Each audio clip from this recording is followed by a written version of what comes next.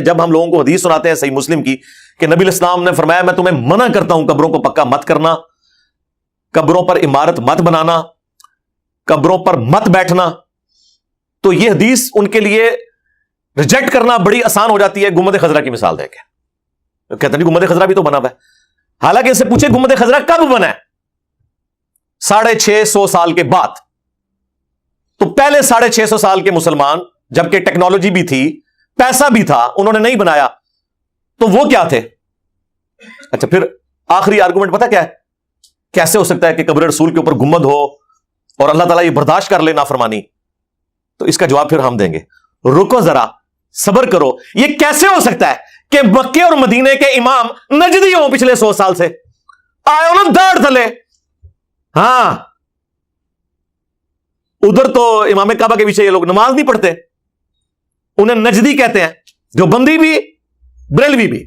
المحند علی المفند میں انہوں نے لکھا ہے خوارج کی ایک جماعت ہے محمد بن عبد الوہاب صاحب کی، جو یہ جماعت جنہوں نے سعودی حکومت قائم کی آل سعود کے ساتھ مل کے، آل شیخ نے، اور یہی بات جال حق میں مفتی احمد یار خان نعیمی صاحب نے بھی لکھی ہے، اور دونوں نے نقل کی ہے اپنے بڑے ابے سے، ابن عابدین شامی المتوفی 1252 ہجری، جسے مرے ہوئے ابھی 200 سال بھی نہیں ہوئے، اس نے پکڑ کے خوارج والی ساری باتیں محمد بن عبد الوہاب صاحب پہ لگائیں اور کہا کہ یہ خوارج کی ایک جماعت ہے، اور اسی کو لے کر دیوبند اور بریلوی چل رہے ہیں۔ جب خارجیوں کی حکومت ہے پچھلے 100 سال سے، تو یہ اللہ نے کیسے گوارا کر لیا؟ تو یہ جذباتی باتیں ان سے سنے، کہتے ہیں جی مدینے کی گلیوں سے، کتوں سے، کانٹوں سے پیار ہے، سوائے مسجد نبوی کا امام دے۔ یعنی مسجد نبوی کا امام جو ہے مدینے کے کتے سے بھی کیا گزرا ہے؟ جو مصلی رسول پہ کھڑا ہے، نہیں جی مصلی رسول کے اوپر تو یزید بھی کھڑا ہوا، حجاج ابن یوسف بھی کھڑا ہوا۔ تو سرکار پھر اب آپ کو آپ کی بات کا جواب مل گیا، جو آپ کہتے تھے نا کہ یہ کیسا ہو گیا کہ گنبد خضرا قبر رسول کے اوپر آ گیا؟ اگر مصلی رسول کے اوپر بقول آپ کے گستاحان رسول کھڑے ہوئے ہیں نجدی، تو یہ تو بڑی چھوٹی بات ہے، دنیا بقدر ایفٹ ہے۔ دیکھیں یزید پلید خبیث کے دور کے اندر خانہ کعبہ شریف کے اوپر چڑھائی ہوئی، اس کے بعد حجاج ابن یوسف پلید کذاب کے دور کے اندر خانہ کعبہ کے اوپر چڑھائی ہوئی۔ یہ تو وہ باتیں ہیں جو بخاری مسلم کے اندر موجود ہے، اور خانہ کعبہ شریف جو ہے وہ ڈیمیج ہوا یزید کے دور کے اندر۔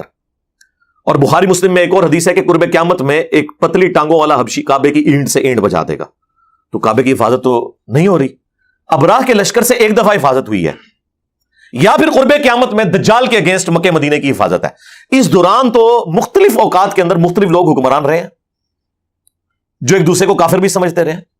اس سے کیا فرق پڑتا ہے؟ اب اس طرح کے دلائل دینا کہ جی وہاں پہ کیسے ہو سکتا ہے کہ وہاں پہ گنبد تعمیر ہو جائے، یہ بالکل جذباتی باتیں ہیں، عقل کے ناخن لیں۔ ہم یہ باتیں صرف اس لیے کرتے ہیں تاکہ آپ کو پتہ چلے کہ آپ نے رسول اللہ کی بات ماننی ہے صلی اللہ علیہ وآلہ وسلم، یا وہ لوگ جنہوں نے رسول اللہ سے بغاوت کر کے یہ گنبد رکھا ہے ان کے ساتھ آپ نے عقیدت رکھنی ہے۔ یعنی ہمارا اس وقت گنبد کے ساتھ ٹکراؤ نہیں ہے، یہ گنبد کا ٹکراؤ رسول اللہ کی ذات کے ساتھ۔ پھر آخری اربعین کے پاس پتہ کیا ہے؟ وہ جی دیکھیں یہ جو مسلم کی حدیث ہے نا قبروں پر عمارتیں مت بناؤ، تو وہ علا کے الفاظ ہیں وہاں پر، تو علا جو ہوتا ہے وہ آن کے لیے ہوتا ہے، اور قبر جو ہے وہ اس کے اوپر جو گنبد ہے وہ علا نہیں ہوتا بلکہ اپون ہوتا ہے، اس کے لیے فوق کا لفظ عربی میں استعمال ہوتا ہے۔ ہاں ایگزیکٹ اگر قبر رسول کے اوپر کوئی بلڈنگ کھڑی کرتا، جس طرح کے سارے مزاروں پہ ہوئی ہے، اتنی اونچی اونچی قبریں بنائی ہوئی ہیں، ہاں تو غلط ہوتا ہے۔ یہ اوپر ڈوم جو ہے نا، یہ یار یہی بات صحابہ تابعین تبع تابعین خلفاء راشدین کو نہیں پتا تھی، تو انہوں نے کیوں نہیں ڈوم رکھا، جبکہ اسی زمانے کے اندر اور ڈوم رکھے جا رہے ہیں؟ کس طرح الفاظ کے ساتھ یہ کھلواڑ کرنا شروع کرتے ہیں۔ ہمارے استاد غلام سو سعیدی صاحب فوت ہو گئے، اللہ تعالیٰ ان کی مغفرت کرے، مفتی منیب الرحمان صاحب کے مدرسے میں شیخ الحدیث تھے۔ 22 مارچ 2007 کو میری ان سے ملاقات ہوئی، میں اپنے آفس کے کام کے سلسلے میں بلوچستان گیا ہوا تھا، تو واپسی پہ ہم کراچی رکے، ہمارا آفس کا ہاسٹل جو ہے وہ ڈیفنس کراچی میں تھا، تو میں نے کہا چلیں غلام سو سعیدی صاحب سے ملاقات کر لیں، ان کو اتنے عرصے سے ہم پڑھ رہے تھے، شرح صحیح مسلم پڑھی، ان کی تبیان القرآن، قرآن کی تفسیر پڑھی، تو گپ شپ ہوئی، اینڈ پہ انہوں نے مجھے اپنا نمبر بھی دیا۔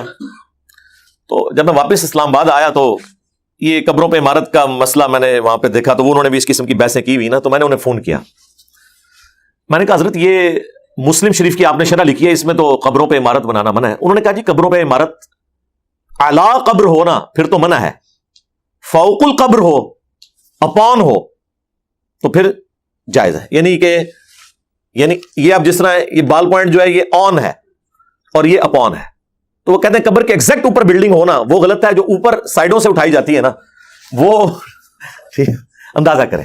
میں نے کہا ٹھیک ہے کوئی مسئلہ نہیں ہے.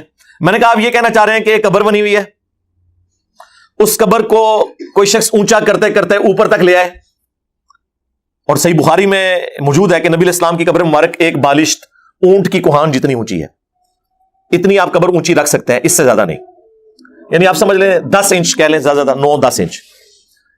تو خود احمد بریلوی صاحب کی قبر بھی اتنی ہے, اندازہ کریں.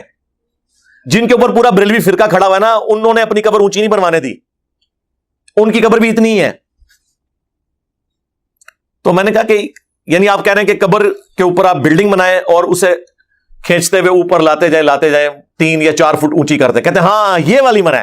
میں نے کہا جس طرح داتا دربار میں ہے کہ قبر جو ہے بیسمنٹ میں ہے اور اس سے گھسیٹ کے اوپر تک لائے ہوئے ہیں, فرسٹ فلور کے اوپر نہ لٹھوس. کہتے نہیں آپ کو بتا دیا. میں نے کہا یہ بتائیں نا, یہی والی آپ کہہ رہے تھے نا, تو آپ کے تو سارے مزار اسی طرح بنے ہوئے ہیں. کوئی آپ مجھے مزار بتائیں جو ایک بالشت ہو. ساروں کے اوپر انہوں نے ایگزیکٹ قبر کے اوپر ہی بلڈنگ کھڑی کی ہوتی ہے. تو جو یہ بلڈنگ خود بھی غلط سمجھتے ہیں نا, وہ بھی انہوں نے کھڑی کی ہوئی ہے. آپ ملتان کسی مزار کے اوپر چلے جائیں, وہاں پہ بھی مزاروں پہ آپ دیکھیں ان کے اوپر ہی بلڈنگز کھڑی کی ہوئی ہیں. تو یہ صرف تماشا انہوں نے کیا ہوا ہے, انہیں بھی پتا ہے کہ یہ غلط کام ہوا ہوا ہے.